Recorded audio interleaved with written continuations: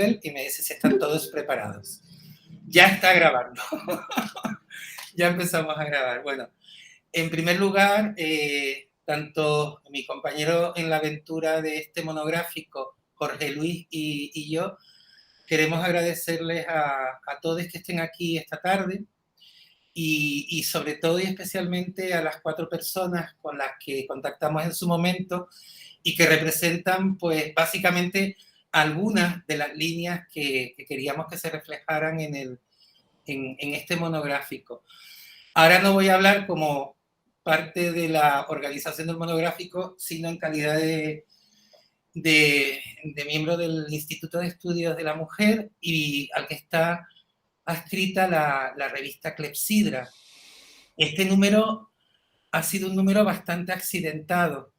Empezó con un compromiso que hicimos en su momento con la anterior directora, con Amparo Gómez, la profesora Amparo Gómez, en el 2017. Ya nos pusimos en la lista de espera de monográficos de la revista. Desgraciadamente, cuando ya iba a empezar pues, la elaboración del Call for Papers, etcétera, Amparo Gómez desgraciadamente falleció. Hubo un periodo en el que la revista pues no tenía dirección, tampoco desde el instituto lograron resolver un poco los problemas también del cambio de plataforma, y en ese ínterin, pues afortunadamente las nuevas directoras de Clepsidra asumieron el compromiso que había adquirido la anterior directora, nuestra querida Amparo, y bueno, pues logramos, por así decirlo, ya empezar a materializar el volumen. Y bueno, además, cuando ya justo estábamos empezando, recuerden que estalla la pandemia, o sea que parece, mira, Isma está aquí, que parecía, bueno, pues ya acabo, porque ya que estoy con el...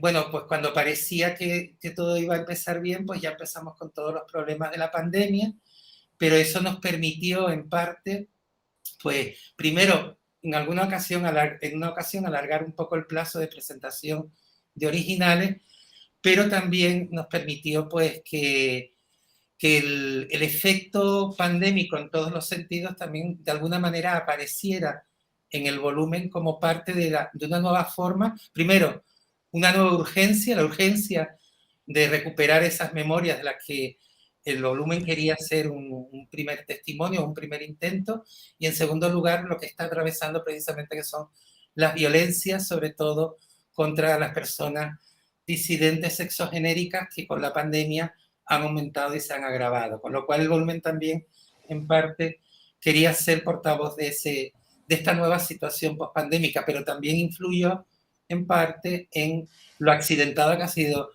esta monografía, pero afortunadamente, este monográfico, pero afortunadamente ha salido todo bien y por lo menos ya los resultados pueden consultarlos porque la revista está online, pero sobre todo el agradecimiento desde un principio al Instituto de Estudios de la Mujer y sobre todo a las 2 directoras de la revista Clepsidra, tanto Inmaculada como María José, porque en las reuniones, pero sobre todo en la parte que suele ser la peor parte, que es la parte final, cuando ya están todos los originales, pero empieza todo el jaleo de las correcciones, de los envíos, de las revisiones, etcétera, etcétera. Sin Inmaculada, sin Inma y sin María José, pues seguramente esta labor no hubiera salido adelante.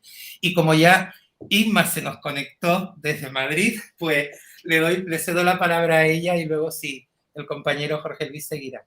Inma, cuando quiera. Hola, buenas. Lo siento muchísimo. ¿Qué tal? Hola. Hace mucho frío en Madrid. Me quiero volver a Tenerife. Miren, nada, que bueno, vengo un poco así acelerada. Además, me acaban de llamar por teléfono que han tenido que ingresar a mi madre. Digo, madre mía, parece que todo se pone en contra de una cuando lleva prisa. Bueno, nada, yo no voy a ocupar demasiado tiempo porque creo que son ustedes, tanto los coordinadores como los y las autoras que participan en este monográfico, quienes tienen que tomar la palabra y bueno, y contar sus hablar de sus textos y no sé cómo lo habrá organizado Pepe y Jorge Luis. Bueno, en fin, que quien debería estar aquí en realidad es, o las dos, ¿no? Deberíamos estar María José Chivite y no solamente yo. María José no ha podido, así que excusa encarecidamente su ausencia. Y digo que tendría que haber estado María José porque en realidad ella ha sido la que se ha encargado de la parte más ingrata por lo que respecta a toda la corrección, la organización, la coordinación en realidad, junto con Pepe y Jorge Luis del monográfico. Y bueno, dicho esto, ha sido la verdad un placer trabajar con ustedes. Ha sido un placer que este monográfico de clepsidra, yo creo que también tiene mucho sentido y mucho significado que así haya sido, se pudiera dedicar a esta cuestión. Creo que no hemos tenido así aparentemente o públicamente ninguna resistencia, pero bueno, ha habido alguna cuestión por ahí que se ha movido con las discusiones y los debates que está habiendo actualmente dentro del feminismo. Y entonces, bueno, para nosotras ha sido pues, un lujo, ¿no? Poder colocarnos también en estas discusiones de esta manera, ¿no? De alguna forma, bueno, pues por lo menos las directoras actuales de la revista, pues en un posicionamiento de apertura a la diversidad, básicamente, ¿no?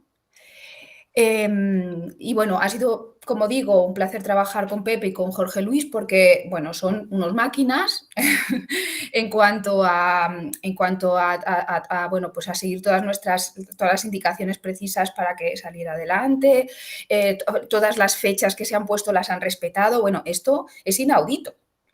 O sea, que estamos ahora con uno de tecnólogas y está siendo una cruz. Entonces, bueno, desde el punto de vista también de la organización y de la coordinación de la revista, pues es muy de agradecer esta actitud que, por otra parte, también es una actitud muy respetuosa para con quienes llevan la dirección de una revista, en este caso, ¿no?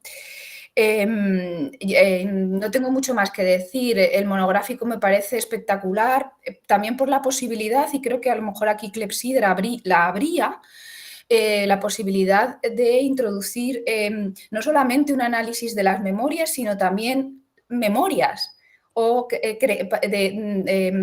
digamos, piezas creativas que nutren esa construcción de memoria, ¿no? Entonces, a través de huellas y fragmentos, creo que esto ha sido posible. Me parece también bueno, que hay que señalarlo.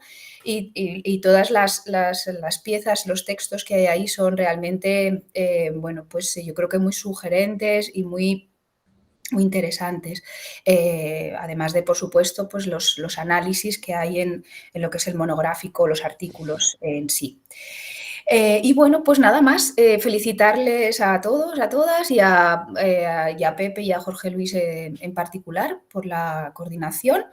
Y bueno, que ha sido todo un lujo, un placer poder bueno, pues dirigir la revista en este momento y poder abrir nuestros brazos a la coordinación de este volumen con todas sus aportaciones. Muchas gracias. Gracias, Inma.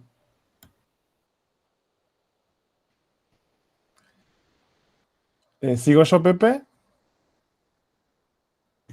Fantástico. Bueno, yo tampoco me alargaré demasiado. En primer lugar, agradecerles a todos que estén hoy presentes, así sea de manera virtual, como cosa buena de la pandemia, ¿no? que nos permite hacer este tipo de eventos.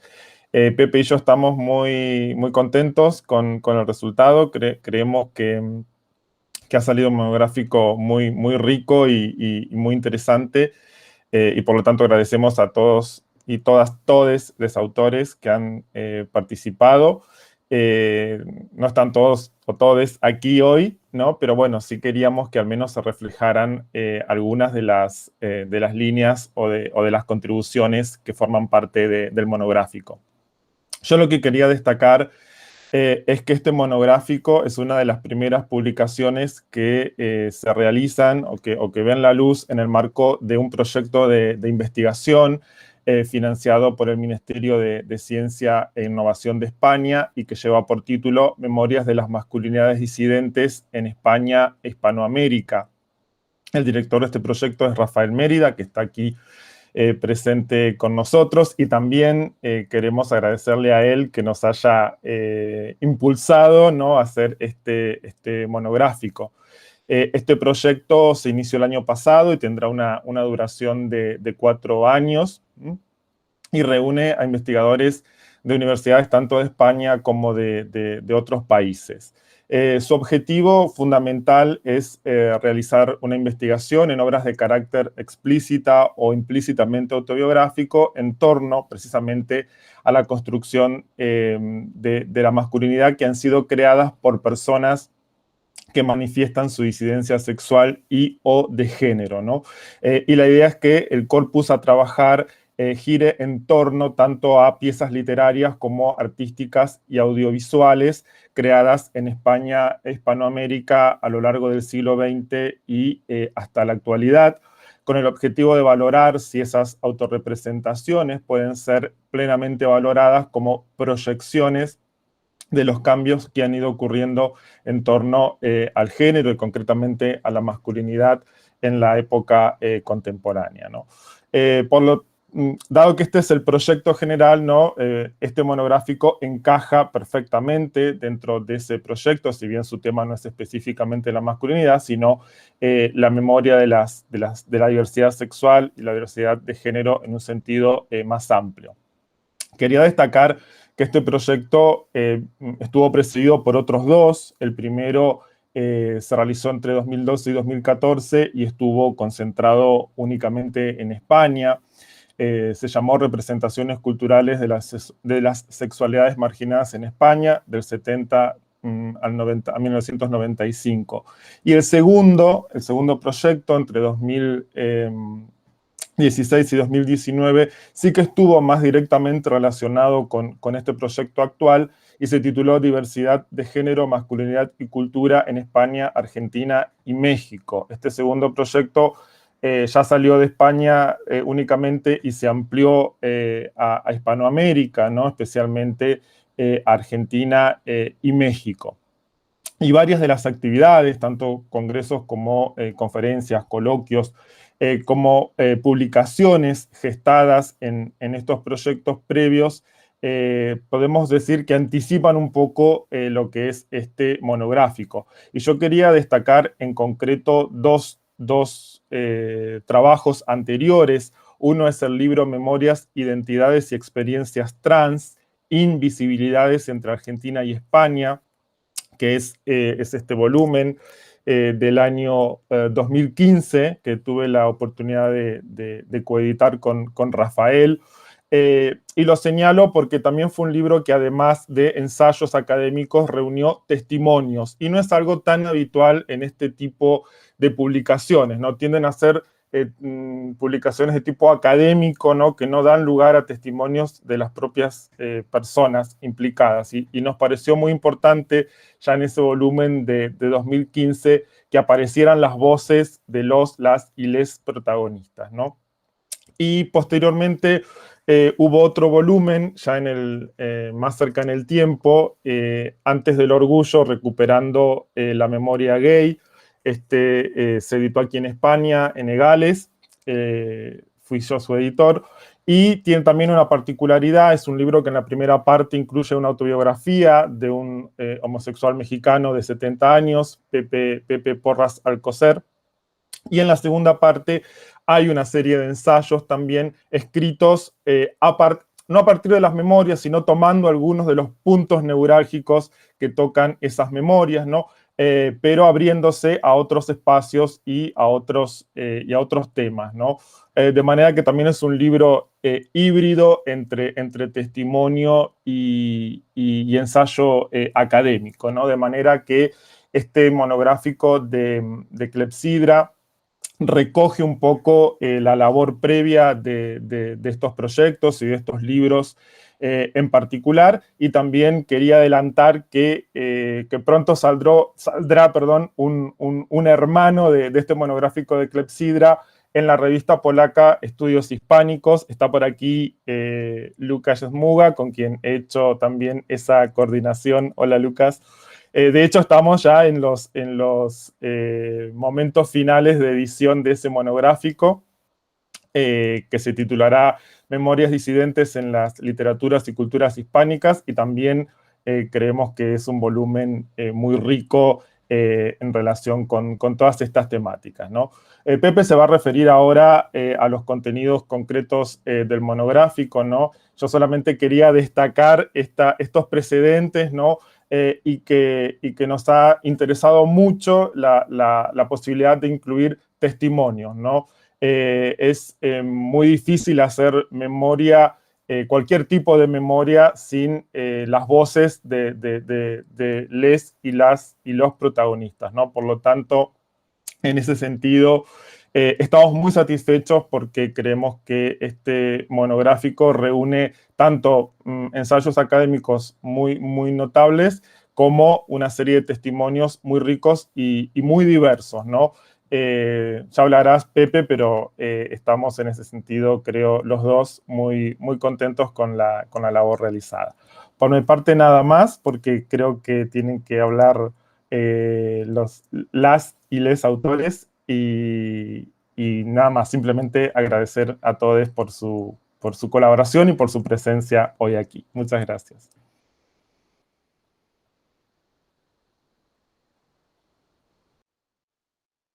Yo digo, bueno, y tengo el micro apagado. Muchas gracias, Jorge Luis. Muchas gracias, Inma, por llegar y también un poco por contar un poco y ser tan valiente y contar que el monográfico en un principio y en algún momento pues fue problematizado dentro de una revista que tenía que ver con estudios de la mujer, y afortunadamente se impuso pues esta nueva mirada que hay sobre el género, mucho más amplia y mucho más inclusiva, y no tan, digamos, tan fóbica en algunas ocasiones con la diversidad, ¿no? Y te agradezco precisamente que lo hayas testimoniado aquí en público. Pues yo creo que hay que hacerlo ya directamente, porque si no, esto va a continuar creciendo. Bueno, Jorge Luis, mi querido Jorge Luis, ha hablado de los precedentes y ha hablado un poco también de algunos de los valores de este monográfico, y yo voy a hablar de lo que significará posiblemente en el futuro gracias a las aportaciones que hay en este volumen, ¿no? Porque en principio el monográfico se pensó efectivamente como fundamentalmente tocar las teclas de lo que se estaba haciendo en algunos departamentos, pero también en algunos lugares del activismo, un poco una puesta al día. Sin embargo, pues precisamente gracias a la inclusión de determinados trabajos y de determinada mirada mucho más interseccional sobre la disidencia, pues afortunadamente en este volumen también se da pie a futuras líneas de trabajo y de investigación.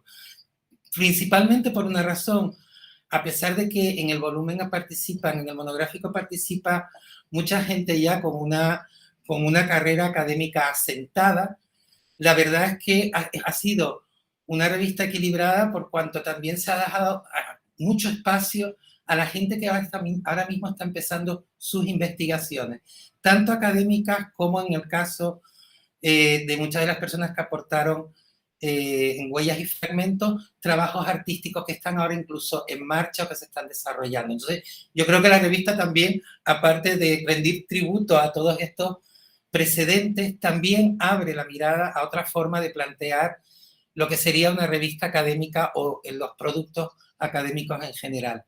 En ese sentido, más que hacer una y ocupar el tiempo pues diciendo lo que ya tiene cualquier persona que pueda acceder a la revista, sí me gustaría destacar en primer lugar la estructura, que como bien señalaba al principio Inma, por un lado sí que tenemos artículos que podríamos calificar de artículos ortodoxamente académicos, con su bibliografía, con toda su aportación científica, con toda su aportación investigadora, etcétera, etcétera, y que está vinculada fundamentalmente, esa sección de artículos está vinculada esencialmente a lo que llamaríamos estudios literarios, fundamentalmente con el abordaje a la literatura hispánica en un sentido muy amplio de la palabra, con autores y autoras fundamentalmente del ámbito peninsular, como Elena Fortún, o Terence Simoy, o Luis Martín, pero también de ámbitos ya más fronterizos, como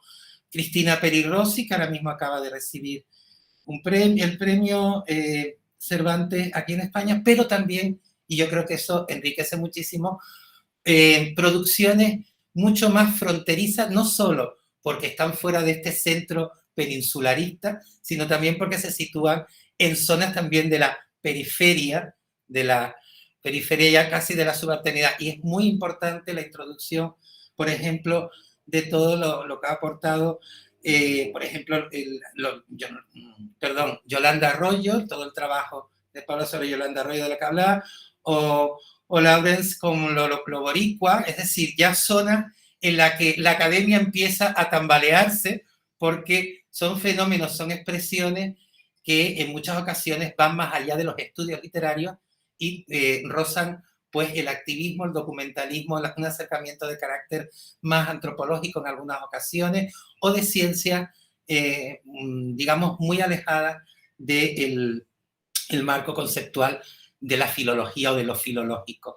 También en este caso tendríamos pues esta insistencia, y yo creo que es muy importante a partir de ahora, de introducir dos vectores fundamentales, y creo que en estos artículos transversales, como los de Lawrence, lo de Paula, el de Jairo, o el de Daniela, o el de Guillermo, que son dos vectores esenciales ahora mismo que trascienden el texto, que es el espacio, la espacialidad, el territorio, lo somatotópico, y también la clase social, y la racialización como un elemento, por lo menos en algunos casos, que hay que tener en cuenta. Entonces, ya son nuevos elementos que están enriqueciendo el discurso, están enriqueciendo los abordajes, pero también están luchando contra una mirada, en muchas ocasiones, muy blanca, muy académica y muy centrada frente a estos fenómenos que están en el extrarradio de la mirada occidental. Así que en ese sentido, también, por ejemplo, el de Ariel sobre el registro fotográfico de Larissa, pues es fantástico. Este sería quizás los mayores valores que aporta la parte de los artículos, pero luego teníamos esta sección que yo creo que también es fundamental, que es la de huellas y fragmentos, con elementos que tienen que ver no solo con las memorias personales, que es uno de esos materiales muy complicados a la hora de manejar, porque ya saben que académicamente lo habitual ha sido lo que llaman los estudios postcoloniales el extractivismo, es decir, la idea de ir a la persona que tiene esa memoria, extraerla, cosificarla, instrumentalizarla y convertirla en un producto académico para gusto del consumidor. Afortunadamente, tanto la labor de Jorge Luis con Ricardo Lorenzo, como la labor de Juan Martínez Gil y Rafael Mérida con las de Elisa Fernanda han sido absolutamente claras en ese sentido. Se han puesto a un lado y han permitido que el testimonio ocupe el centro sin necesidad de interpretaciones más allá de las contextualizaciones básicas para alguien que se acerca por primera vez a esa memoria. Ese respeto hacia la memoria y la voz ajena, y la voz en primera persona, es fundamental en los nuevos estudios. Es una manera de luchar contra ese imperialismo hermenéutico de considerar a la memoria, a la literatura del yo, a la biografía, sobre todo la que no son de los grandes o de las grandes autoras, sino precisamente de seres normales que han transitado por este mundo de la disidencia sin mayor resonancia, pues son fundamentales para entender la intrahistoria de todo el activismo, pero también la intrahistoria de las luchas disidentes tanto en España como en América Latina. Y por eso, por ejemplo, lo de Facundo Soto, ese acercamiento biográfico a una de las personas más importantes, a César Sigliuti de la comunidad homosexual de Argentina, es fundamental también para entender ese pasado de la disidencia en América Latina. Pero también tenemos acercamientos a producciones documentales como la de Severich, la de Guillermo, también la de Ángeles Mateo del Pino, con Peque Varela, con el cortometraje, y, por ejemplo, Javier, que también está presente, esa edición que ha hecho de un testimonio inédito de Alejandra Pizarnik, que es la Diana, que estudió en Princeton, en el archivo de Princeton. Y me interesa también destacar, porque la revista se hace en Canarias, y ya que estábamos destacando la cuestión del territorio, lo siento, pero a veces me paso y soy muy insistente en estas cuestiones, es muy importante destacar desde dónde se habla. Y dentro del monográfico y dentro de esta parte de Huellas y Fragmentos, ha sido muy importante también la participación de Daniasa Curvelo, con un trabajo que problematiza no solo el pasado canario como pasado colonial, sino cómo incluso se accede a él a través de ciencias aparentemente inocuas como la arqueología. Entonces su trabajo desde la mirada de una artista transdisciplinar como es Daniasa, y sobre todo tocando saberes que absolutamente son monumentales y que parecían de una estabilidad inexpugnable a partir de su trabajo artístico, y que lo haya compartido también, es muy importante para que, además de un número internacional, que yo creo que es importante, un número de encuentros, pero que también desde Canarias aporte pues una presencia muy concreta de su hecho diferencial colonial dentro del contexto atlántico. En ese sentido, muy bien. Bueno, hasta las reseñas y las misceláneas han sido estupendas, porque también tienen que ver porque a veces salen monográficos y luego las reseñas van cada una por su lado. Y aquí, sin embargo, afortunadamente, tanto la aportación, que es una reseña amplia de Raquel Osborne, o por ejemplo la de la correspondencia artística poético-visual de Díaz Calderón con Safo, pues queda, Eric Obando queda también muy bien. Es decir, yo creo que lo más importante, y ya cierro mi intervención, es que tenemos un número lleno de una unidad que es fundamentalmente cómo confrontar nuestro pasado, pero también cómo introducirlo en el discurso académico de una manera crítica, de una manera distinta a la apropiación o al robo de la memoria para cosificarla o codificarla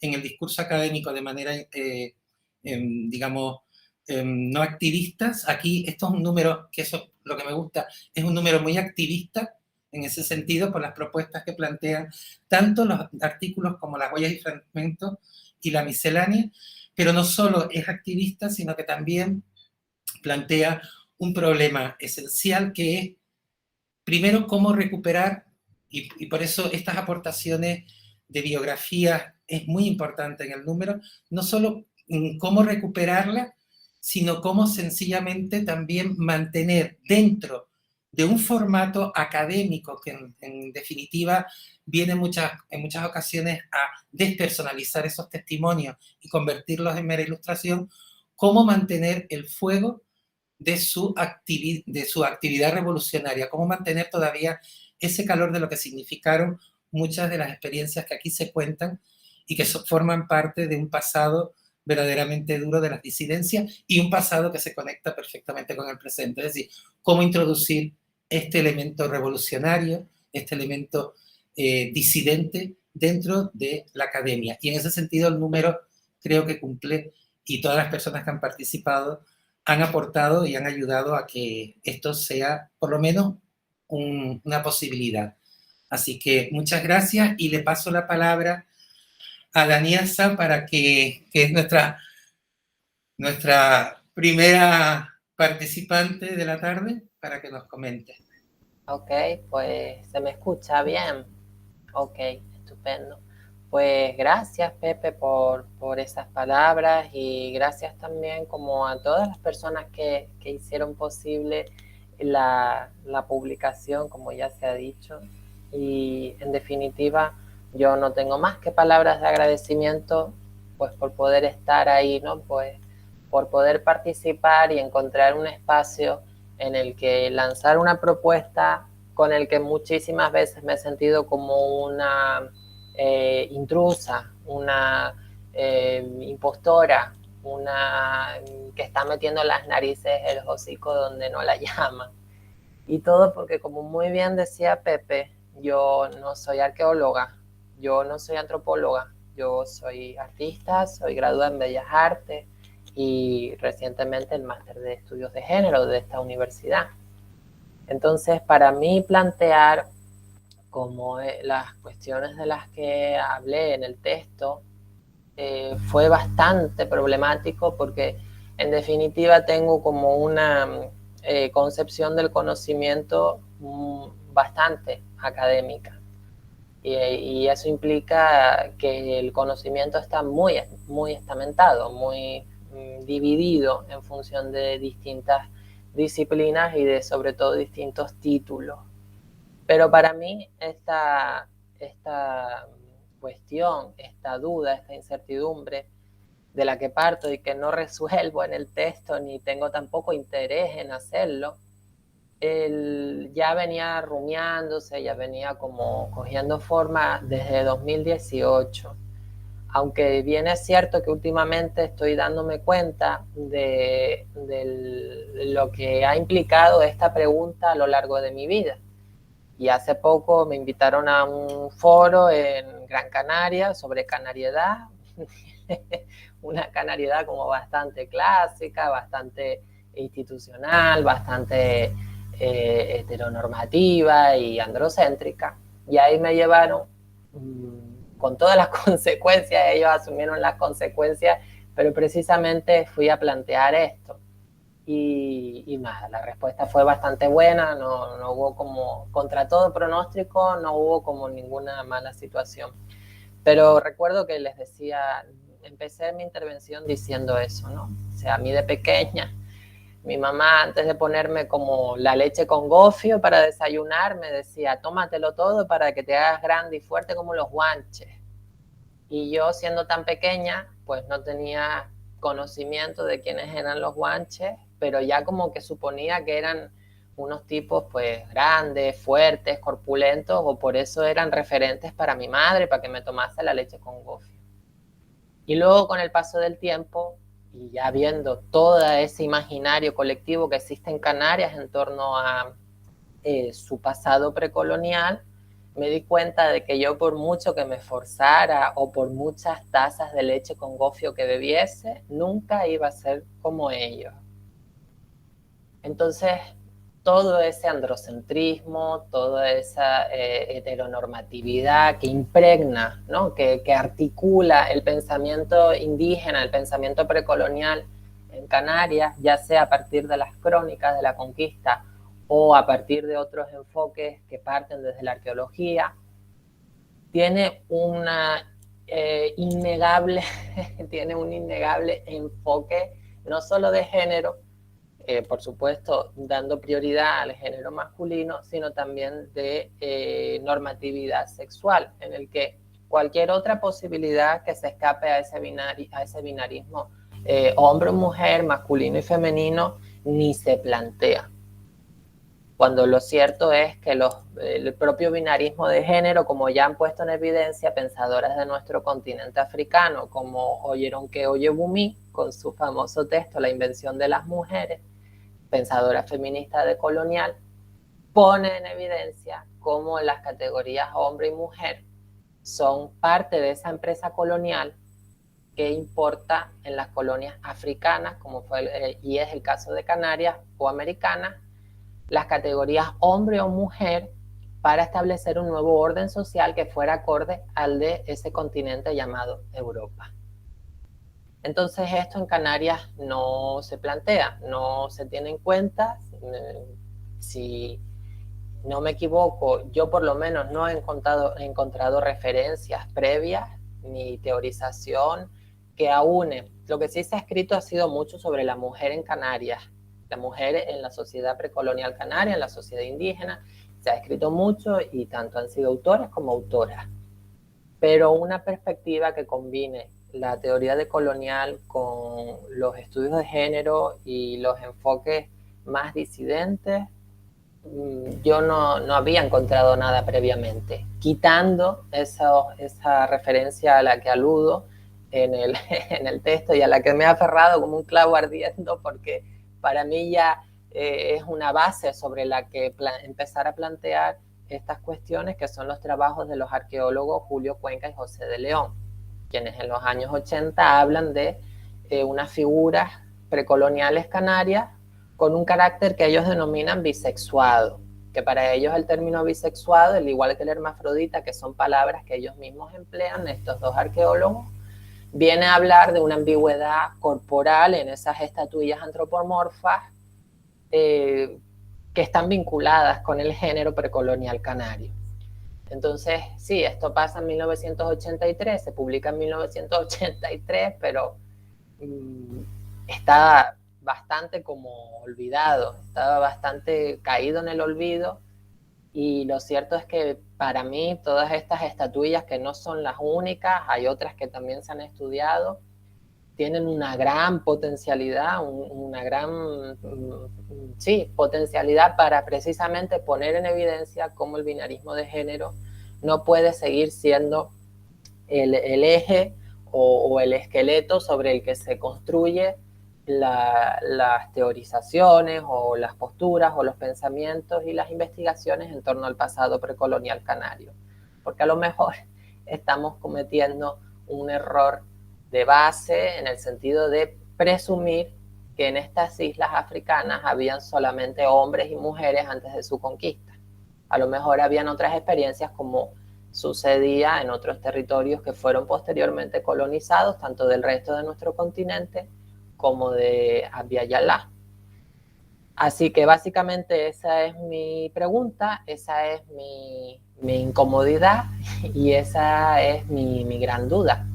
Yo siempre digo, y lo digo, lo dije en Gran Canaria, lo comento siempre que puedo, para mí esto es como también una oportunidad, como poco menos que una antena, a ver si consigo encontrar en algún lugar de estas islas, o que viva fuera de Canarias, pero que sea de este archipiélago, a alguien que a lo mejor también esté como en esta situación, y que por supuesto tenga esas herramientas de las que yo carezco, que son herramientas más técnicas, más específicas, más propias de la arqueología como tal, porque, como dije, yo solamente estoy asomando el hocico en un territorio, en un ámbito del conocimiento en el que no estoy especializada, no estoy formada, todo lo contrario, estoy más en la cultura visual, los estudios de la imagen y la representación, pero ya les digo, o sea, no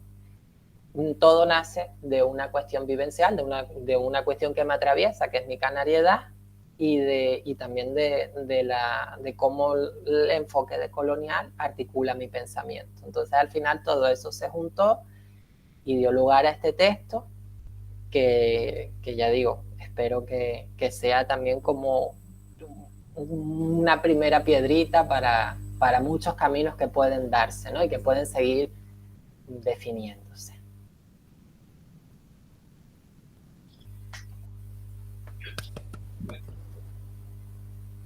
Muchas gracias, Daniasa, de verdad, por toda esta lección de mirada decolonial sobre nuestro pasado.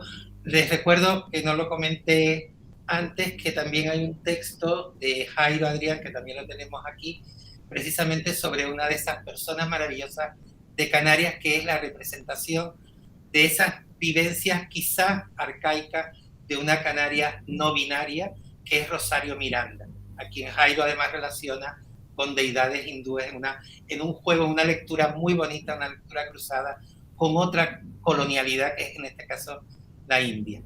Bueno, y ahora voy a presentar a Paula Fernández Hernández, que la tenemos ahí, nuestra nómada lagunera, que se ha pasado la vida danzando por ahí, ha estado mucho tiempo en Martinica, luego ha estado en Estados Unidos, en Miami, se doctoró precisamente en la Universidad de Miami, y sobre todo Paula representa quizás, y además, como la conozco desde hace muchísimos años, Paula desde siempre ha estado muy interesada en ese triángulo en el que Europa no figura, que es el triángulo. Europa estaría por encima, con el pie encima, pero un triángulo que es el triángulo África, Canarias, Abya-Yala y sobre todo el Caribe, sobre todo la parte del Caribe que Paula ha estado trabajando. Esas relaciones en las que el espacio atlántico es un tornaviaje continuo, no es una cosa solo de ida, sino en el que continuamente esos puentes invisibles que forman los archipiélagos del Caribe, pero también el origen africano y Canarias como espacio intermedio, ha sido fundamental. Y Paula en ese sentido ha hecho un trabajo precioso para la revista sobre Yolanda Arroyo. Bueno, pues Paula, y además anuncia lo que estás organizando de las poetas de las tres orillas. Gracias, Pepe. Bueno, de decir que estoy como emocionada, primero desde la publicación de este monográfico, por verme a mí ahí entre tantos nombres de gente que admiro y que respeto, muchas de las cuales conozco en personas, pero otras solo la conocía a través de lo que habían escrito, así que bueno, todavía estoy como ubicándome en ese espacio, así que gracias por la oportunidad, por el proceso también de todo, hasta las correcciones me encantaron, todo ha sido como maravilloso, ¿no? Todo lo que ha propuesto Clepsidra en este caso, así que muchas gracias Pepe también por la presentación. Y sí, efectivamente, pues en ese afán que tengo yo hace muchos años y que también ha tenido mucha gente de ver qué pasa en ese espacio doloroso, ¿no? Que es el Atlántico, bueno, pues una de las autoras, ¿no? que se tuvo que quedar fuera de mi tesis por una cuestión, pues esas injustas de las tesis, ¿no? Que hay que restringirse a una década, hay que restringirse a una geografía. Pues una de esas personas fue Yolanda Arroyo Pizarro. Entonces vi en el llamamiento de este monográfico la oportunidad para lanzarme de lleno a explorar y a intercambiar pues con ella también, ¿no? Y ver en este sentido, también me han interesado siempre como el tema del territorio, ¿no? Y sobre todo en las islas atravesadas por la colonialidad, como son el archipiélago canario y el caribeño, ¿no? Entonces me llama mucho la atención de la posición que ocupa Yolanda Arroyo Pizarro como persona, como mujer que está está en múltiples, la podemos encontrar en múltiples arenas, en múltiples escenarios, por así decirlo, ¿no? Es escritora de poesía, de narrativa, de literatura infantil y juvenil, es también académica, es activista por los derechos LGTBI en Puerto Rico, también por la defensa de la afrodescendencia en el mismo país. Bueno, entonces, ¿por dónde empezar con esta pedazo de mujer y pedazo de figura, ¿no? Y en ese sentido, la oportunidad de hablar desde el punto de vista de la autobiografía me llamó mucho la atención, porque bien es cierto que Yolanda Arroyo Pizarro, hasta lo que sé, no ha escrito una autobiografía al uso, pero sí me planteé como formas de autobiografía un poquito más contemporáneas, ¿no? Y en este sentido, la actividad tan grande que tiene Yolanda Arroyo Pizarro en las redes en pro de la visibilización de las comunidades vulnerables, me pareció como la pieza que encajaba, ¿no?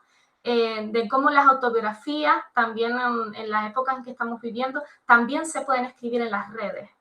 En este sentido, Internet representa esa democratización, ¿no? Del acceso en este caso, a la escritura y a la conformación de identidades, que en otras esferas no se ha dado, precisamente por esa herencia colonial, ¿no? Que a partir de la episteme colonial, como ya Daniasa habló hace un momentito, pues implica, pues, la episteme colonial implica, pues, también ciertas estructuras de poder, ¿no? En torno a la raza, al género, y también a la concepción del lugar de la nación como lugar de extracción, ¿no? En este sentido, dije, bueno, ¿por qué no entender que estos diarios personales que se publican en este caso en Facebook también forman parte de esa definición de la identidad y también como con su propia idiosincrasia, me explico. Normalmente la narrativa que encontramos, los discursos que encontramos en plataformas como Facebook, pues tienen también su propio funcionamiento. Obedecen en cierta manera a la simultaneidad, pues o a la rapidez un poquito. También es un diario que se escribe a partir de las aportaciones de las mismas redes que se van construyendo alrededor. Entonces me parecía como que en sí misma considerar Facebook, en este caso, como una especie de diario personal, también rompía con la noción de individuo, ¿no? Con la noción de individuo que se forja a sí mismo, que se escribe a sí mismo y no introduce ninguna otra variante. No sé si eso, es verdad que hay como muchas cosas, ¿no? Que giran alrededor de bueno, lo que escribí el artículo. Y en ese sentido, no soy la única que ha visto esto. Eduardo Arriaga Arango indica que precisamente Yolanda Arroyo Pizarro tiene como esta presencia tan fuerte también en el nivel virtual, que él denomina como su actuación como de un cimarronaje electrónico, ¿no? Aludiendo pues a la figura de la cimarrona, que también es una de las figuras tan importantes que defiende Yolanda Arroyo Pizarro, tanto en su activismo, ¿no? Con todas esas vertientes que antes nombré un poco rápido, como también en esa vida privada llevada a la esfera de lo público a través de los dispositivos de Facebook en este caso. Así que el eslabón ya que introduje como para seguir tratando este tema de la escritura en relación con las subjetividades disidentes representadas en Yolanda Arroyo Pizarro, me faltaba como el eslabón de conectarlo con el territorio, ¿no? Entonces, nada más lejos que pensar qué más conexión que la relación entre escritura, nación y género, ¿no? Es decir, me remito, por ejemplo, a autoras como Chicuriel, ¿no? Que estudiaron la Constitución colombiana y evidenció perfectamente cómo en la misma escritura de la nación es una escritura de una nación heteronormativa en este caso, ¿no? Heterosexual. Y cómo todo lo que se queda fuera de esas escrituras nacionales, ¿no? ¿Qué cuerpos, qué subjetividades se quedan fuera? Pues yo creo que en este sentido, una de las labores o de los objetivos que está cumpliendo Yolanda Arroyo Pizarro, pues tanto con su actividad académica como política, como personal y privada llevada a la esfera pública, está precisamente cubriendo esos vacíos de esas naciones que, repito, herencias de un Estado colonial que ha transmutado y metamorfoseado en el tiempo, pero que no ha desaparecido, necesitan, ¿no? Como de verdad colocar en ese estadio de visibilidad y en esa construcción de la nación deseada, que estén pues las figuras que estaban excluidas, ¿no? Antes de la visibilización que se emprende desde diferentes esferas. Por eso, en cierta manera, la autobiografía en este sentido se convierte ante todo en un acto de resistencia política, ¿no? Y también de autorreparación. Dije antes que una de las reivindicaciones principales de Yolanda Arroyo Pizarro es precisamente la celebración y reclamo de la afrodescendencia, ¿no? De hecho, una de las múltiples como vías de actuación que tiene Yolanda Arroyo Pizarro es pues los famosos challenges, ¿no? Los challenges de internet. Y hay uno que me llamó mucho la atención que era, ¿no? Hashtag ennegrece tu prontuario, ¿no?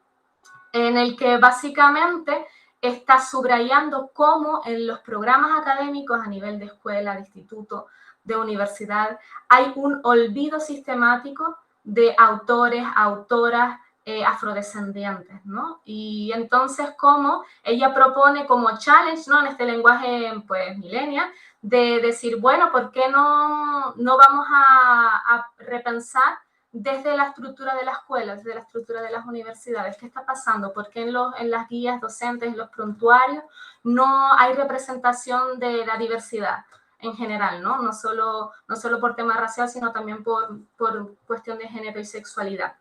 Así que bueno, un poquito no sé si he logrado transmitirle el batiburrillo de cosas que intentaba reunir, porque es bien difícil, ¿no? Abordar a una autora tan prolija como es Yolanda Arroyo Pizarro. Así que bueno, gracias. Muchas gracias, Paula, muchas gracias, Daniasa también. Vamos a continuar ahora con Lawrence Larry Lafontaine Stokes, quien es escritor, investigador y artista también multidisciplinario. Sus investigaciones se han enfocado principalmente sobre la cultura queer puertorriqueña en los Estados Unidos y en el Caribe. Tiene muchas publicaciones, voy a mencionar solamente algunas. Queer Ricans, Cultures and Sexualities in the Diaspora, de 2009, que discute la migración LGTB puertorriqueña. Escenas transcaribeñas, ensayos sobre teatro, performance y cultura, de 2018, que es una compilación de artículos. Y el más reciente, creo, ¿no? Translocas, Trans-Diasporic Puerto Rican Drag, que investiga el teatro puertorriqueño y diaspórico, así como la performance y el activismo desde los años 60. También tiene una obra de creación en distintos géneros, ¿no? Narrativa, poesía y teatro, entre ellos el volumen de cuentos Uñas Pintadas de Azul, de 2009, Abolición del Pato, de 2013, y también ha participado en distintas antologías de narrativa gay y queer. Bueno, Larry, un placer tenerte con nosotros y te cedo la palabra. Muchas gracias. Muchísimas gracias, Jorge Luis, y muchas gracias a Pepe también y a la directora de la revista Clepsidra, a la Universidad de La Laguna, al Centro, al Instituto de Estudios de la Mujer. Realmente es un privilegio estar hablando con ustedes hoy desde Estados Unidos. Soy Larry Lafontaine y mi participación o mi colaboración en este número especial monográfico de la revista Clepsidra es precisamente sobre memorias, autobiografías, intervenciones de mujeres trans puertorriqueñas, y se da a raíz de saber que el número monográfico iba a incluir una colaboración o un texto de Lisa Fernanda. Entonces, en ese contexto, pues me motivé o me animé a escribir algo y les agradezco porque he estado publicando mucho en inglés, entonces la posibilidad era múltiple de cruzar el Atlántico, de escribir y compartir en español. He preparado algunas imágenes breves para ilustrar un poco el tema de lo que voy a hablar y ahora voy a tratar de compartirla. Confieso que soy nuevo usando Google Meet para compartir imágenes, pero creo que va a funcionar. Vamos a ver. Entonces, quiero compartir. Vamos a ver. Un momentito. A ver, voy a compartir el PowerPoint y ojalá que ahora se pueda ver.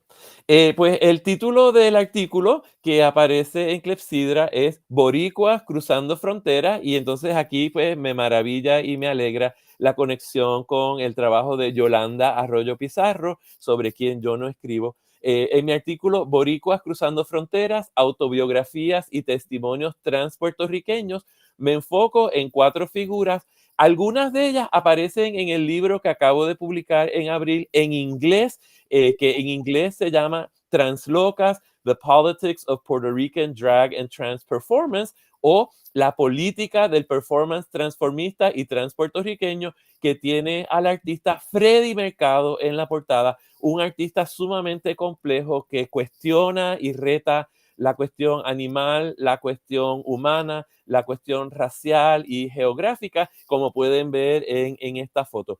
El libro es un proyecto más amplio que junta la cuestión del transformismo o del travestismo junto a la experiencia trans, reconociendo las importantes diferencias, pero también que en los espacios artísticos y en el escenario muchas veces ha habido coincidencias de mujeres trans o transgénero o personas que comienzan a participar del transformismo y del travestismo y que más tarde en su experiencia vital se asumen como personas trans, por ejemplo, como el caso de Bárbara Hernández o Bárbara Herr.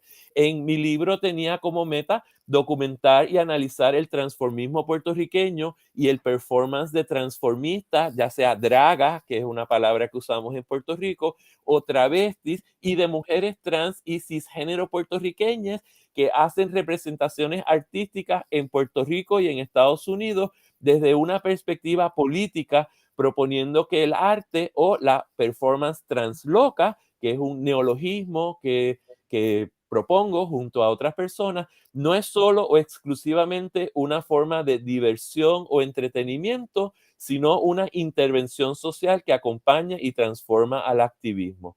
Entonces, el libro en realidad es una reflexión sobre la palabra loca como sinónimo peligroso y posiblemente hasta ofensivo de homosexual afeminado, pero también de mujer demente, rabiosa o promiscua, como propone el diccionario de la Real Academia Española.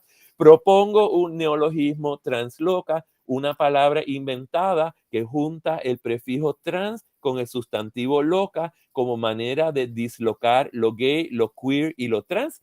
El artículo es un poco distinto, en parte porque incluyo algunas personas que no aparecieron en el libro y en parte porque está en español y en parte porque la convocatoria era reflexionar sobre la escritura autobiográfica, sobre la memoria, y a mí me interesó atarlo al testimonio precisamente en un contexto donde muchas personas no han publicado autobiografía.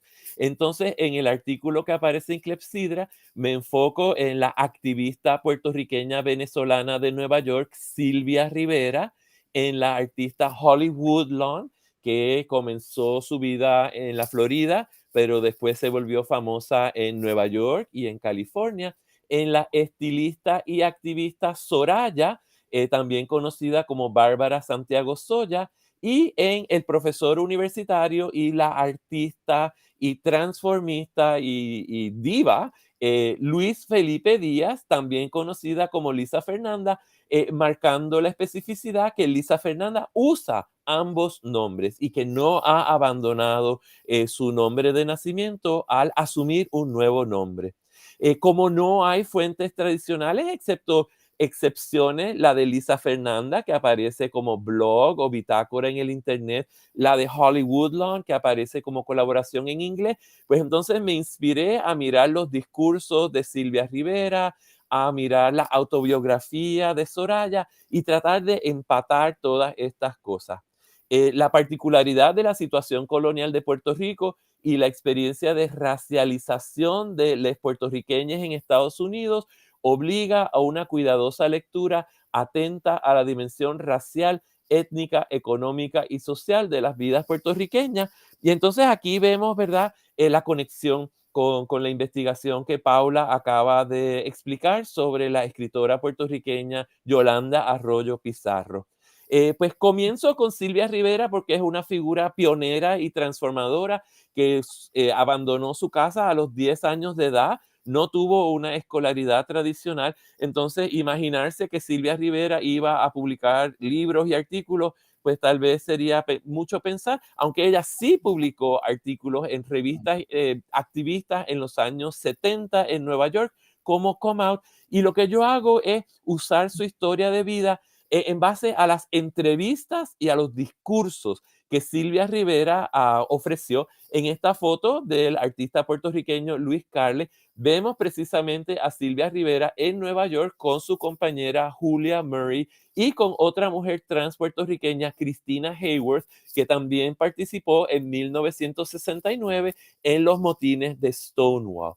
Entonces, ¿qué quiere decir pensar a Silvia Rivera no simplemente como activista, que lo fue, pero también como intelectual, como una figura que desarrolla un pensamiento crítico, ya sea en sus discursos, en sus entrevistas, en sus pocos artículos, una mujer que ayudó a fundar una organización, STAR, Street Transvestite Action Revolutionaries, con Marsha P. Johnson, y que ahora cada día más y más está siendo reconocida como una pionera del pensamiento trans. Entonces, ¿cómo retar a los estudios puertorriqueños, a los estudios latinoamericanos? ¿Cómo reconocer a Rivera no solo como activista fundamental, lo cual ha sido ampliamente reconocido, sino también como pensadora?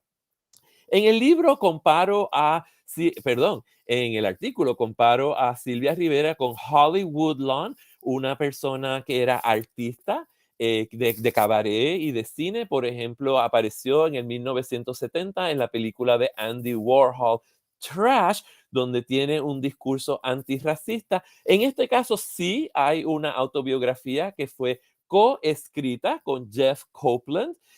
Nuevamente, Holly Woodlawn, una persona que abandonó su hogar a los 15 años de edad, que pasó a trabajar en el trabajo sexual, que no fue a la universidad, pero que sí articula un pensamiento crítico, aunque ella en realidad su compromiso principal y su meta era entretener y la comedia. Entonces, ¿cómo ella negocia precisamente la comedia, el exceso, esa participación en el mundo de la Factory de Andy Warhol, con una visión crítica, su reconocimiento que como persona puertorriqueña de clase, no originalmente de clase trabajadora, pero que acaba desplazada y en la pobreza y en el trabajo sexual debido a su sexodiversidad, cómo ella logra triunfar y qué es lo que recuperamos al ver su participación en una película o al leer sus memorias A Low Life in High Heels.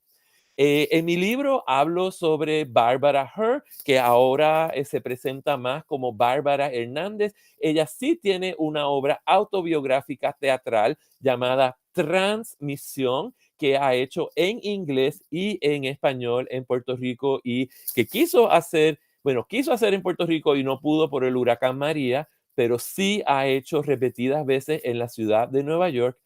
La segunda parte de mi artículo me enfoco en analizar las aportaciones de Soraya, específicamente su libro Hecha a Mano, Disforia de Género, que ella autopublicó con fotos. Entonces, todos los retos de la autopublicación en cuanto a la distribución. Es un libro que no se consigue con facilidad como libro, aunque sí se consigue con facilidad como PDF en Internet.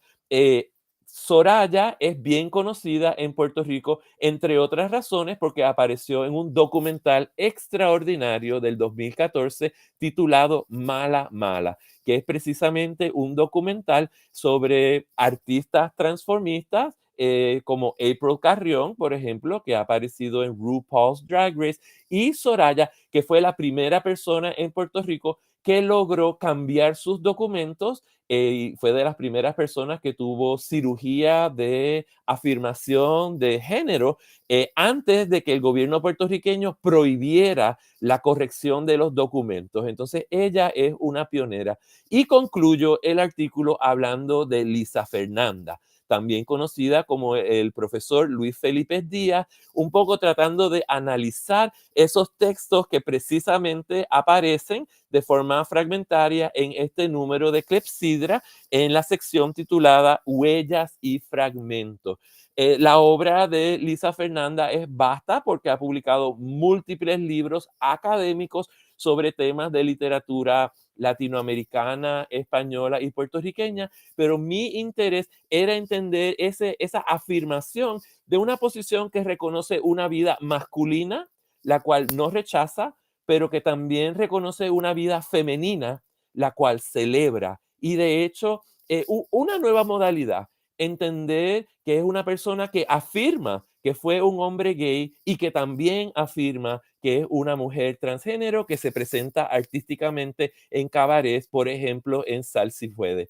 Entonces, para mí ha sido un gusto conversar con ustedes. Como parte del proyecto de investigación, acabé presentándome yo también como transloca o como transformista, como Lola von Miramar. Eso ha sido una parte interesante de todo este proceso y con mucho gusto puedo hablar más sobre el tema. Muchísimas gracias, Larry. Nos encanta contar con este artículo que es muy interesante y bueno, a quienes no lo han leído, seguramente ahora al escucharte les habrá entrado muchísimas ganas de leerlo. Vamos a Curiosidad, la curiosidad. la curiosidad. Vamos a continuar y cerrar con Guillermo Severiche. Él también es escritor e investigador y profesor universitario. Actualmente trabaja en el Departamento de Modern Languages and Literatures de Fordham University en Nueva York. Y concretamente su trabajo se enfoca en las sensaciones físicas y la corporalidad en el cine latinoamericano contemporáneo. Y bueno, también es autor de ficción y de ensayos. Así que bueno, ahora sí te cedo la palabra, Guille, para que nos cuentes acerca de tu interés por este monográfico y de tu artículo. Bueno, Jorge, bueno, hola, ¿qué tal? Muchas gracias. Gracias por la invitación, gracias por estar acá. Y Lawrence, la verdad disfruté mucho tu presentación. Hay mucha conexión que hay que veo también con tu trabajo, así que la verdad que la curiosidad está ahí bien latente para mí. Voy a agarrar ya tu artículo. Eh, bueno, soy Guillermo, soy originalmente de Argentina, pero estoy acá en la ciudad de Nueva York. También trabajo, como dijo Jorge, en la Universidad de Fordham. Y en este artículo en particular, yo me enfoco sobre todo en cine latinoamericano contemporáneo y sobre todo en lo que tiene que ver con el lenguaje áptico, las imágenes multisensoriales. Hace unos años, cuando cruzándome con diferentes películas, me encontré con tres que vi a lo largo del año en diferentes momentos y noté una conexión muy interesante entre ellas, no solo porque eran el primer documental, el primer largometraje que dirigía cada una de estas directoras, sino también porque existía una presencia muy fuerte de ese yo narradora, yo documentalista detrás o delante de la cámara, y porque las tres películas narraban la historia de un familiar que había fallecido y que tenía una historia oculta de un pasado, de una identidad sexual disidente y que había sido oprimido por mucho tiempo. En primer lugar, la primera película es 108 Cuchillo de Palo, de Renate Costa, del Paraguay, que apareció en 2010. La otra película que vi acá en Nueva York, que por parte de esta non-profit que se dedica a cine latinoamericano, que se llama Cinema Tropical, que se los súper aconsejo si no lo conocen, para estar al tanto de las películas latinoamericanas que aparecen. Esta película se llama Memories of a Puritan Heart, de Cecilia Aldarondo, de Puerto Rico. Esta apareció en el 2016. Y la última es de Argentina, El silencio es un cuerpo que cae, de Agustina Comedi, del 2017. En las tres películas, las directoras van investigando el pasado, ya sea del padre o del tío que falleció y que tuvieron una vida oculta o una vida en donde escondían su deseo o relaciones pasadas o una afiliación con un colectivo LGBT que no lograba ser aceptado por su círculo familiar o a veces por vínculos políticos que tenían con comunidades de izquierda. Entonces las tres películas se presentan como una pesquisa detectivesca. A medida que vamos viendo, vamos descubriendo las historias de ellos.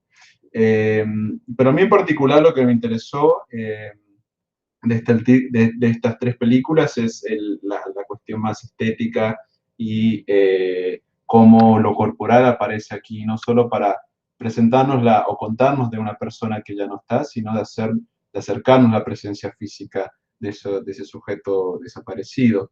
Se reconstruye, de cierto modo, una presencia a través de un lenguaje áptico, en donde nos apela a nosotros, espectadores, a sentir esa presencia pasada y a dar cuenta del de las conexiones emocionales que tiene la directora con esa persona a través de objetos o a través de una intervención sobre la imagen. Por ejemplo, en 108 Cuchillos de Palo, que es quizás la menos de las tres películas, la menos áptica, como lo entiende Laura Marks en The Skin of Film, que es una de las fuentes que cito. En esta película aparece una lista, como una lista de detenidos durante la dictadura de Stroessner, en la que está el nombre de su tío y de muchas otras personas que ella entrevista en la película. Y que ella saca del archivo para llevar a diferentes personas para que le cuenten qué es lo que piensan, qué es lo que sienten, si reconocen a alguien, de esas listas que los militares utilizaban para las listas que eran de las personas detenidas por estar en la calle y ser acusadas de ser homosexuales. Como dice Marx, Laura Marx, a través de este objeto, se despierta toda una memoria que quedaba oculta, una memoria afectiva, una memoria de un colectivo que no llegó a tener espacio en un discurso oficial de la historia. Por eso, por ese lado, esta película, si bien cuenta la historia del tío, también nos da cuenta de todo un colectivo que existió y que no llegó a tener espacio en la narración de la historia oficial. Pero, por ejemplo, la película de Cecilia Aldarondo o la de Comedy sí hacen uso de un sentido más táctil de la imagen. En Aldarondo tenemos, por ejemplo, lo más evidente es cuando ella se enfoca en objetos de su tío, que vivió en Nueva York en los 80 y era un actor de Puerto Rico que murió de SIDA aquí en la ciudad. Ella tiene objetos del tío y nos acerca a ver, nos detiene a ver cómo, por ejemplo, en la billetera quedan marcas de uso que remiten a un uso real, a un sujeto real que deja su marca en los objetos. O, por ejemplo, en Agustina Comedy, cuando ella interviene imágenes que su padre había grabado en un viaje familiar, ella cambia la imagen como para borronear o hacernos tanto desorientarnos en qué es lo que estamos viendo. Esto es para convertir a la imagen en algo táctil más que figurativo. Entonces se establece en ambos casos como una relación diferente entre el espectador y la imagen, en donde lo que vemos en realidad se suspende para empezar a ver a la pantalla como algo táctil y donde podemos llegar a sentir una textura más que una imagen figurativa. Bueno, estas son algunas de las ideas que aparecen en el artículo y que me hacen ver que la idea de trabajar la memoria queer es, sobre todo, al menos de mi lugar de escritor y de investigador académico, es no solamente dar un espacio de visibilidad a estas historias, a estas memorias, sino también de dar el estatus a este material cultural para que obtengan una crítica, un análisis, porque son de por sí materiales culturales que empujan nociones del yo, nociones del archivo o de cómo entender la estética del autobiográfico, por ejemplo, en estos usos de imágenes multisensoriales. Así que yo solamente quería brevemente comentarles este artículo, invitarles a ver los tres documentales. Creo que cruzarlos, ya que están en diferentes latitudes de Latinoamérica, cruzarlos es como una actividad interesante y sobre todo leerlos de prestando atención a su forma, sobre todo. Creo que eso nos da cuenta de varias cosas que quedan ahí quizás de fondo cuando solo prestamos atención a uno por separado, ¿no? Creo que juntas nos dan una idea general de cómo se está filmando en Latinoamérica, de esta tensión hacia lo sensorial, hacia intervenir el acto de ver películas, no como algo pasivo, sino como algo sumamente activo, en donde nos relacionamos con la imagen, con el cuerpo entero. Así que bueno, quiero agradecerles nada más, una vez más a ustedes, y gracias Jorge por la invitación. Gracias a vos, Guille. Me parece que, bueno, aunque no puede estar representado todo el número, porque es imposible por una cuestión de espacio, pero sí que creo que ha quedado demostrada la diversidad del volumen, ¿no?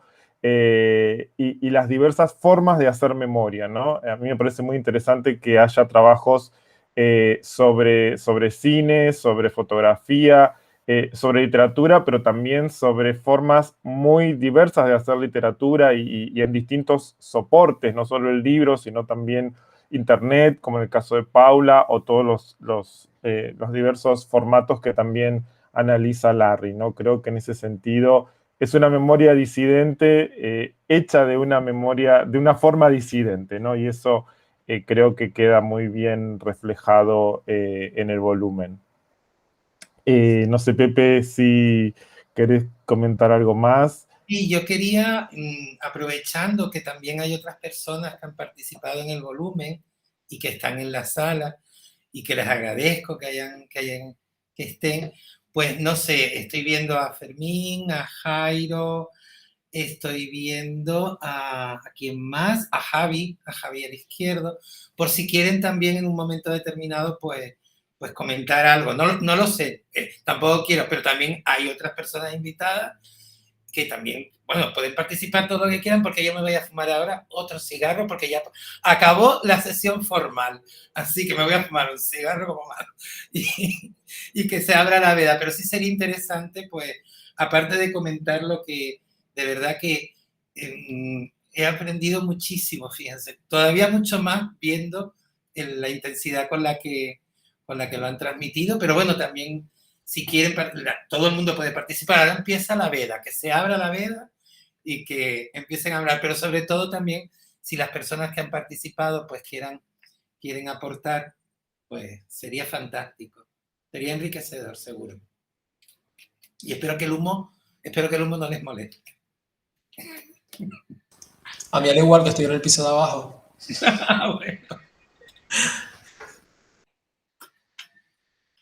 Bueno, pues no sé. Fermín, ¿nos quieres contar un poco de tu trabajo? Muy interesante también. Yo no sé no sé si se me escucha bien. Sí. Yo no quiero, bueno, las intervenciones han sido maravillosas. Yo solo quiero decir que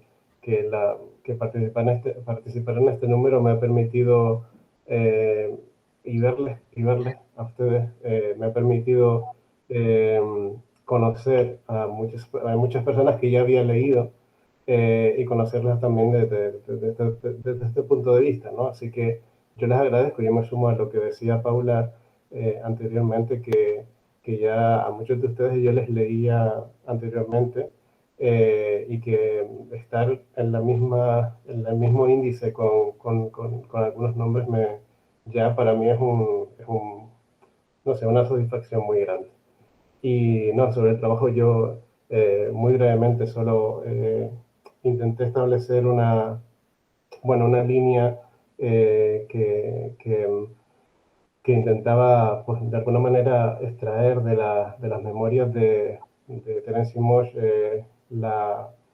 pues una cierta intención, una cierta interpretación desde lo generacional, ¿no? Porque creo que la recepción de la obra de Terence Moix de forma general siempre ha sido desde una isla, ¿no? Desde una persona muy incluso egotista, ¿no? Pero a mí me da la impresión de que, y sobre todo eso, yo creo que está en las memorias, de que sí que hay, de alguna manera, desde su ironía, desde su forma de expresión, hay un cierto compromiso generacional con la generación de los jóvenes de los 70 en general, que me parece que está ahí. y es lo que he intentado. Y no quiero extenderme más porque tampoco, tampoco simplemente esa es la línea. Y nada, muchas gracias por dejarme expresarlo. Gracias a ti. A mí me gustaría dar en primer lugar las gracias a Clepsidra y especialmente a Pepe porque él sabe todo el trabajo que ha habido detrás y todo el apoyo que he tenido por su parte.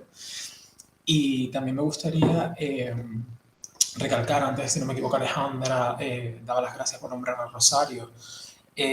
Realmente mi propuesta para este número de Clepsidra partía de un trabajo casi personal, ¿no? Por descubrir la figura de Rosario, de la que tanto se ha hablado.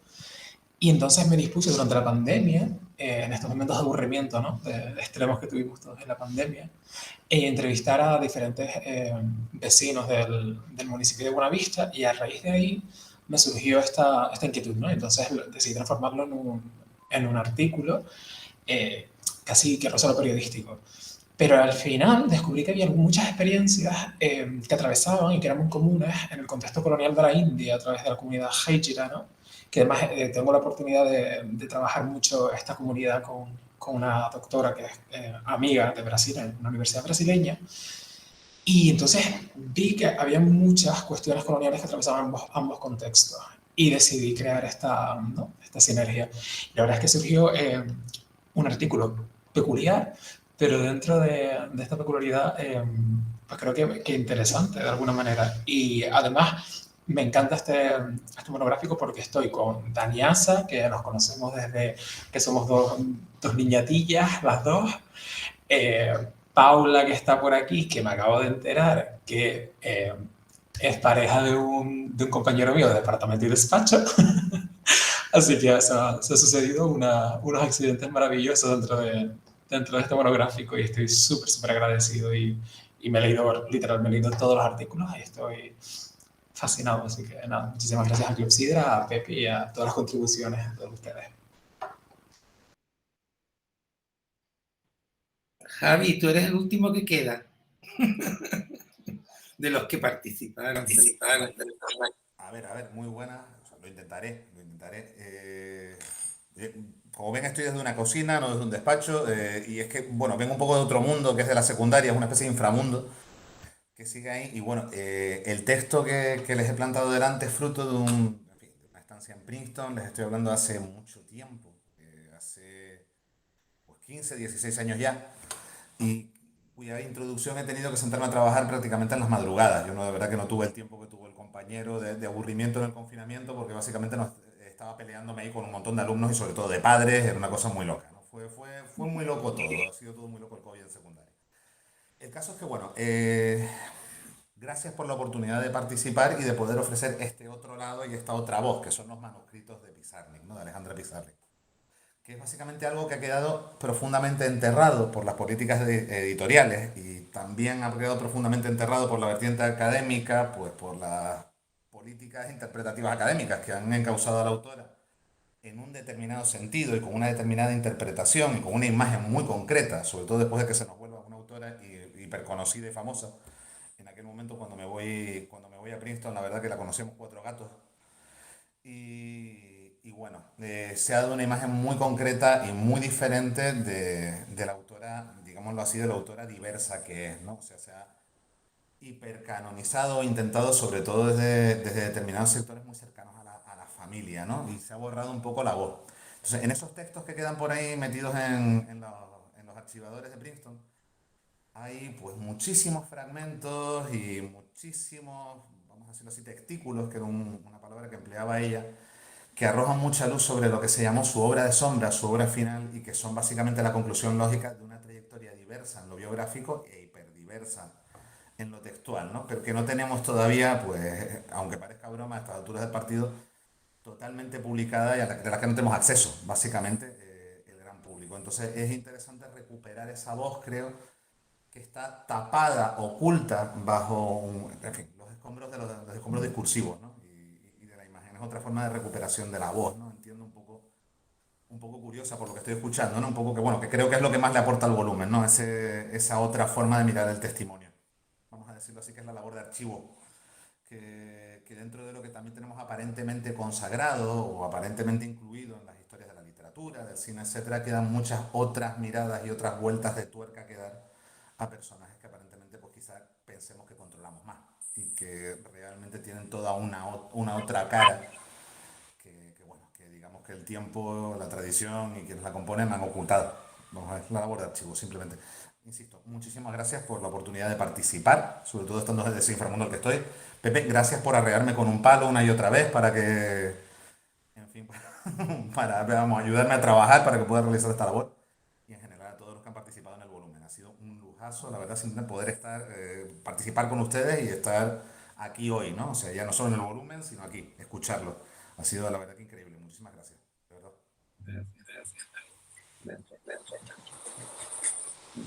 Muchas gracias. Bueno, pues creo que Alexandra tenía una pregunta para Larry. Así que, Larry, prepárate. Creo. Hola, ¿qué tal?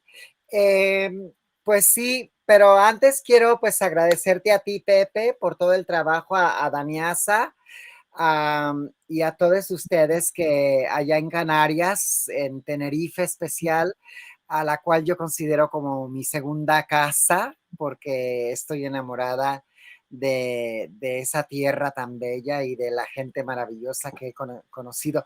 Y también por esta conexión tan maravillosa que se ha hecho contigo, Larry, de conectar de aquella isla de Puerto Rico con la isla de Tenerife.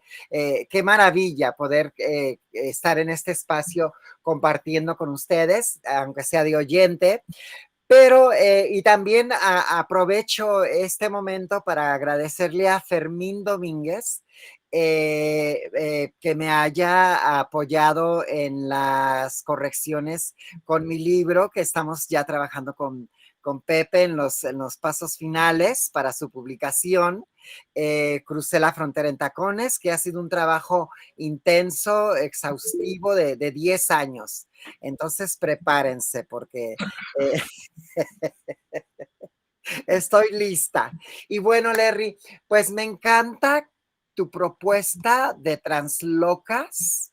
Como sabrás, yo en el 2006 propuse Translatinas, que no sé si sea yo en realidad la que inventó el término, pero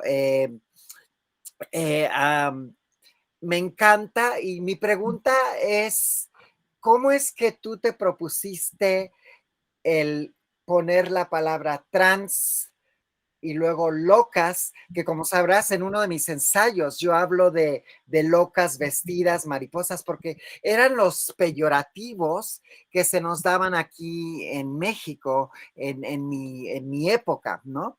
Y se me hizo a mí muy fascinante que tú nos actualizas tal vez sin intención de proponer el término trans, que como sabemos es un término que se acortó de transgénero para incluir a todas las identidades bajo la sombrilla de transgénero, y locas, que me encanta porque pues desde chiquitas entre nosotras, las personas trans, específicamente las mujeres trans, nos llamábamos locas, ¿no? Y en la calle la gente nos ridiculizaba llamándonos locas, pero pues a mí desde pequeña me daba risa porque entre nosotras nos decíamos locas, entonces pues era como nada para nosotras.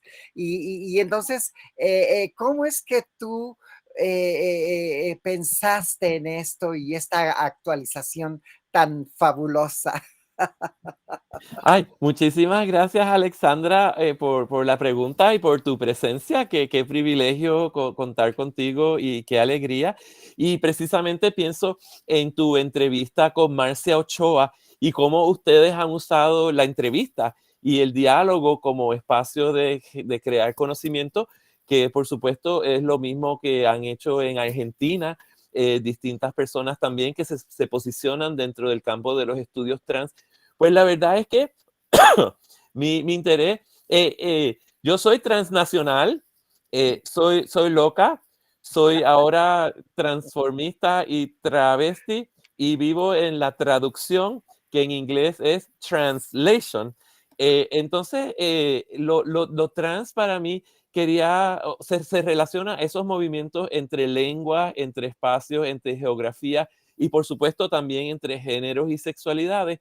El término es de cierta manera una provocación, es una broma que siempre negocia la posibilidad de la ofensa, pero también de la superación de un vocabulario que ya se ha incorporado de una manera casi no crítica, o que se ha cooptado, o que se ha simplemente, que ha perdido su filo radical. Entonces, pues pensando desde ahí, asumiendo que posiblemente Transloca vaya y venga, no tengo la expectativa que nadie adopte el término. Lo que sí fue muy interesante es que hay feministas que rechazan la palabra loca de manera bastante radical, pero también hay feministas que han adoptado no solo la palabra loca, sino el término transloca. Entonces, la antología Translocalidades, que es el fruto de una colaboración de un grupo de feministas transnacionales trabajando en los contextos latinoamericanos,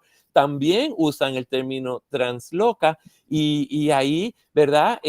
Pues proponiendo que es un término que también funciona dentro del feminismo, precisamente porque si vamos al diccionario, o como tú acabas de aclarar, loca es una palabra complicada, loca es una palabra estigmatizada, pero también es una palabra que podemos recuperar o simplemente reconocer, que es parte de nuestro vocabulario, es parte de nuestra experiencia, de la experiencia gay y trans, cisgénero y transgénero. Y yo que vivo en el inglés en Estados Unidos, poder pensar fuera del inglés, retar la hegemonía del inglés, para mí es un espacio de libertad.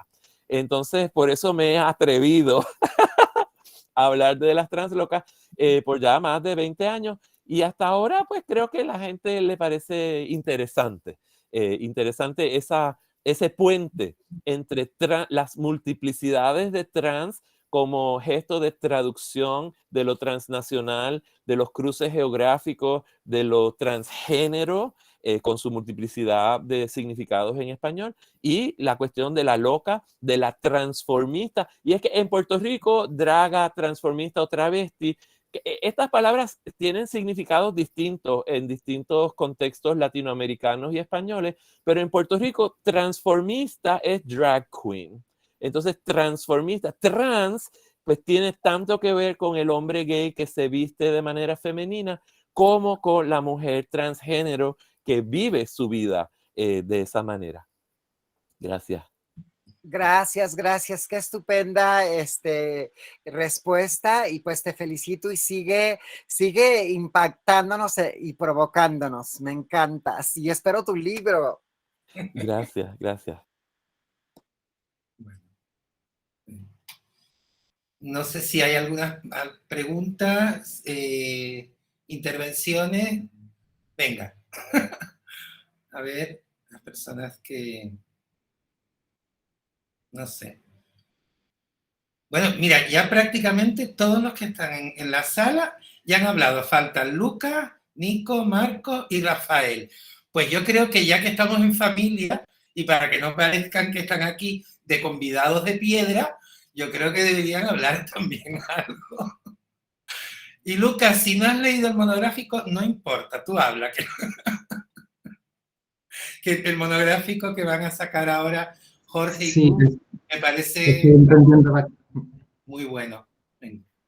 Sí, bueno, felicidades a todos, todas por vuestras presentaciones y vuestros textos.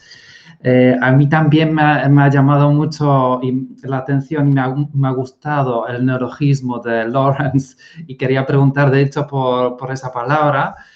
Pero que ya lo hemos comentado, voy a preguntar por otra cosa que también me ha llamado la atención.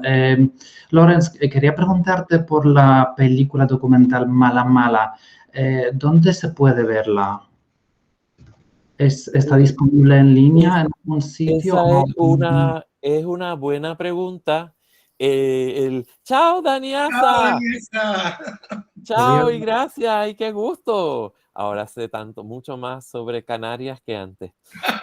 El documental se distribuyó en Estados Unidos, salió como DVD y también se mostró en Netflix, creo, pero no ha tenido, cada país es distinto. Entonces, sé, por ejemplo, que, adiós, chao, Guillermo. Creo que no sé cómo se consigue en distintos países, pero hay DVDs, al menos en Estados Unidos, y vale la pena. Es un documental sumamente bien hecho. Entrevistan a más o menos entre 10 y 12 personas, incluye personas de distintas edades.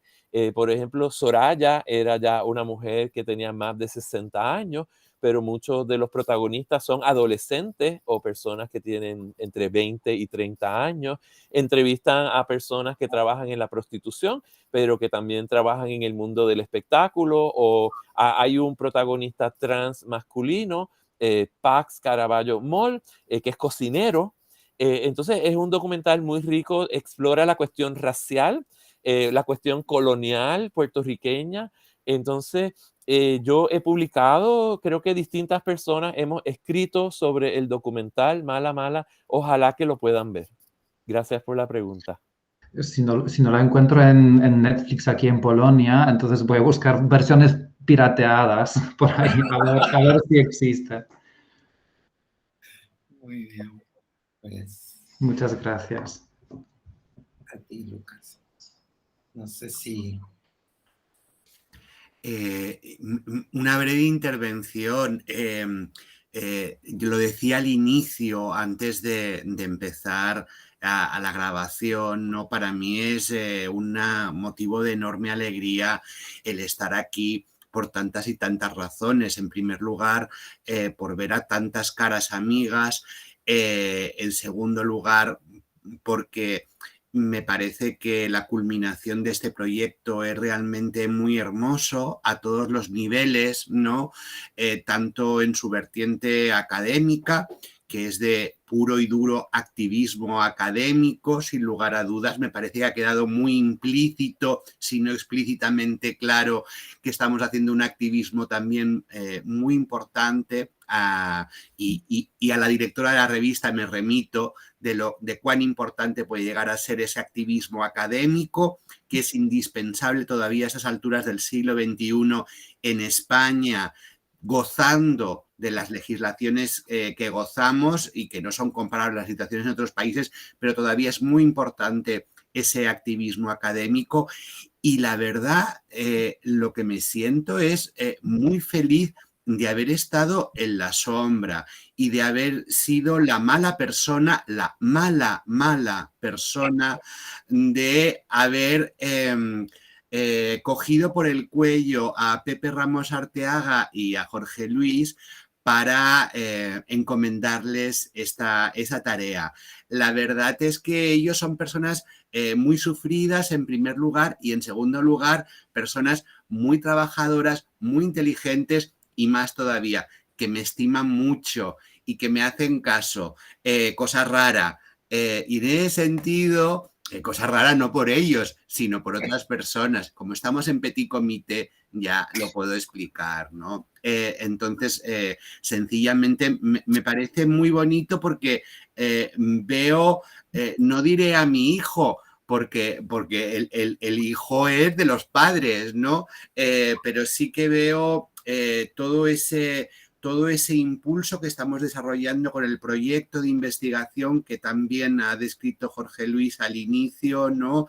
Y pienso que aportaciones, vuestras aportaciones, y pienso que monográficos como este son realmente muy, muy importantes, no solo para un proyecto de investigación oficial y con todo lo que ello implica, sino además para desarrollar toda una línea de estudios que tal vez en Estados Unidos está muy a la orden del día, es muy normal hacer este tipo de monográficos, de libros, ¿no? Pero que realmente en España todavía estamos, por decirlo así, en pañales, ¿no? Así que poquito a poco vamos construyendo esa arquitectura de saberes otros, de experiencias otras y de memorias otras que son muy importantes para hacernos como sociedad mucho más libre y mucho más justa y mucho más, podríamos poner tantos otros adjetivos. Yo no sé si la palabra queer es la mejor palabra, debo reconocerlo, para definir los contenidos de este monográfico, pero más allá de su uso como término paraguas, por decirlo de alguna manera, como anglicismo, ¿no? Me parece que acoge muy bien geografías, épocas, textualidades muy, muy diversas, y por ello me congratulo y por ello os felicito nuevamente a la dirección de la revista, a los coordinadores del número y a todos y todas las que habéis participado en este volumen. Yo muy modestamente, y gracias también a otra persona que me estima mucho como Juan Martínez Gil, pude colaborar en el número preparando la edición justamente de Luis Felipe Díaz, Liza Fernanda. Gracias también al apoyo de Lorenz, que conseguimos ponernos en contacto. Yo estuve trabajando durante 2 años en Puerto Rico, entre el 2003 y el 2005, como profesor en el mismo departamento de Luis Felipe. Fuimos colegas de departamento y además creo que nos unió una muy buena amistad durante esos 2 años, y yo tenía como una espina clavada, ¿no? Que esa vertiente de Luis Felipe, de Liza Fernanda, a la altura de 2003-2005 todavía no iba a la facultad como Liza Fernanda, ¿no? Todavía Liza Fernanda era la transformista, para entendernos, ¿no? Que actuaba en algunos espacios. Ahora eso es diferente, pero tenía la espina de que de esas reflexiones, esas experiencias que él había ido escribiendo, ¿no? En su blog, tomaran un nuevo cuerpo y una nueva vida. Y gracias a Lorenz por el contacto, gracias a Juan también por su ímproba labor, creo que ahí tenemos ya una publicación que tal vez, ojalá, dé nueva voz y nueva entidad a esa experiencia tan excepcional como la de Luis Felipe Díaz y Liza Fernanda. Así que esa ha sido mi modesta contribución a la revista, aunque sigo pensando que por ahí he sido tal vez demasiado o demasiado poco, no sé, he sido un azuzador, ¿no? De Pepe y de Jorge Luis, los he hecho trabajar demasiado, pero a la postre yo creo que dentro de unos meses se olvidarán del maltrato que les he infligido, ¿no?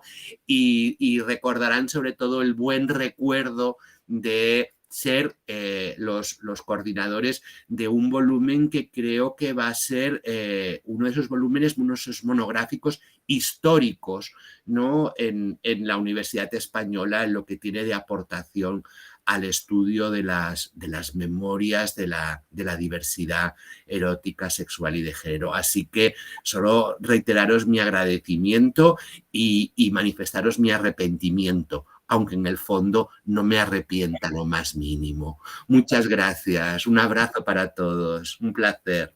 Gracias, gracias. Yo me tengo que ir, entonces también pues, les quiero dar las gracias y qué felicidad haber podido compartir con todos ustedes, y gracias de nuevo por el número, y hasta la próxima. Gracias, Lorenz. Hasta luego, chao. Bueno, pues estamos ya en los límites, pero queríamos, Nicolás, tú que ya se fue. Nada, Nico. Solamente decirles que me han dejado intrigado, no he leído la revista, y así como público, que me han dejado bastante intrigado todos los comentarios y que estoy ávido ya por empezar a leer. Muchas gracias. Muchas gracias a ti, Nico. Muchas gracias. Un abrazo de verdad y un beso desde aquí, desde La Laguna. Y es verdad, Rafael, que sí que nos hemos olvidado ya del esfuerzo, pero no porque estemos recordando con cariño el trabajo anterior, sino porque estamos precisamente viendo el trabajo que nos estás enviando ahora, básicamente. O sea, aquello fue un islote de felicidad.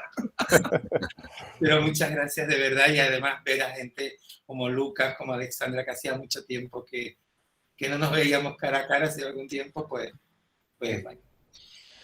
Jorge, te dejo el cierre. No, yo simplemente agradecer a todos que estén aquí. Gracias, Rafael, por tus palabras. Fue en todo caso un trabajo que valió la pena y estamos, creo que, más que felices con el resultado, de manera que repetir los agradecimientos y bueno, que ahora el monográfico haga su camino y sea leído y se difunda, que es lo que importa ahora. Y bueno, y esperamos el siguiente con Lucas, que también en breve verá la luz. Muchas gracias a todos. Muchas gracias. Chao. Adiós. Abrazo. Adiós. Muchas gracias. Chao, chao. Bueno, vamos a esperar a ver si ya salen todos. Jorge Luis. Ahora subo a verte, Pepe. ¿Eh? Que ahora subo a verte. Sí, ahora sí. Bueno, voy a cortar la grabación ya. Y Jorge, bien, ¿no? Sí, no, está grabando aún. Ah,